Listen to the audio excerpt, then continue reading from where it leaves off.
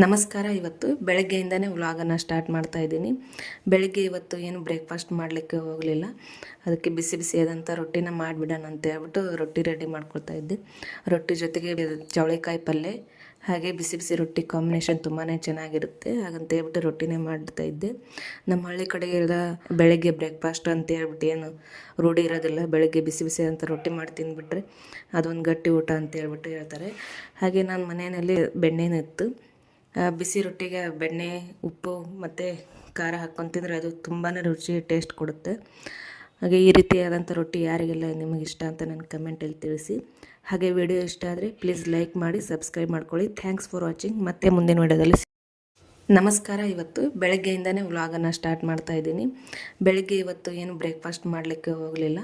ಅದಕ್ಕೆ ಬಿಸಿ ಬಿಸಿಯಾದಂಥ ರೊಟ್ಟಿನ ಮಾಡಿಬಿಡೋಣ ಅಂತ ಹೇಳ್ಬಿಟ್ಟು ರೊಟ್ಟಿ ರೆಡಿ ಮಾಡ್ಕೊಳ್ತಾ ಇದ್ದೆ. ರೊಟ್ಟಿ ಜೊತೆಗೆ ಚವಳಿಕಾಯಿ ಪಲ್ಯ, ಹಾಗೆ ಬಿಸಿ ಬಿಸಿ ರೊಟ್ಟಿ ಕಾಂಬಿನೇಷನ್ ತುಂಬಾ ಚೆನ್ನಾಗಿರುತ್ತೆ. ಹಾಗಂತ ಹೇಳ್ಬಿಟ್ಟು ರೊಟ್ಟಿನೇ ಮಾಡ್ತಾ ಇದ್ದೆ. ನಮ್ಮ ಹಳ್ಳಿ ಕಡೆಗೆಲ್ಲ ಬೆಳಗ್ಗೆ ಬ್ರೇಕ್ಫಾಸ್ಟ್ ಅಂತ ಹೇಳ್ಬಿಟ್ಟು ಏನು ರೂಢಿ ಇರೋದಿಲ್ಲ. ಬೆಳಗ್ಗೆ ಬಿಸಿ ಬಿಸಿಯಾದಂಥ ರೊಟ್ಟಿ ಮಾಡಿ ತಿಂದುಬಿಟ್ರೆ ಅದೊಂದು ಗಟ್ಟಿ ಊಟ ಅಂತ ಹೇಳ್ಬಿಟ್ಟು ಹೇಳ್ತಾರೆ. ಹಾಗೆ ನಾನು ಮನೆಯಲ್ಲಿ ಬೆಣ್ಣೆನೂ ಇತ್ತು. ಬಿಸಿ ರೊಟ್ಟಿಗೆ ಬೆಣ್ಣೆ, ಉಪ್ಪು ಮತ್ತು ಖಾರ ಹಾಕ್ಕೊಂಡು ತಿಂದರೆ ಅದು ತುಂಬಾ ರುಚಿ ಟೇಸ್ಟ್ ಕೊಡುತ್ತೆ. ಹಾಗೆ ಈ ರೀತಿಯಾದಂಥ ರೊಟ್ಟಿ ಯಾರಿಗೆಲ್ಲ ನಿಮಗೆ ಇಷ್ಟ ಅಂತ ನನ್ನ ಕಮೆಂಟಲ್ಲಿ ತಿಳಿಸಿ. ಹಾಗೆ ವಿಡಿಯೋ ಇಷ್ಟ ಆದರೆ ಪ್ಲೀಸ್ ಲೈಕ್ ಮಾಡಿ, ಸಬ್ಸ್ಕ್ರೈಬ್ ಮಾಡ್ಕೊಳ್ಳಿ. Thanks for watching. ಮತ್ತೆ ಮುಂದಿನ ವಿಡಿಯೋದಲ್ಲಿ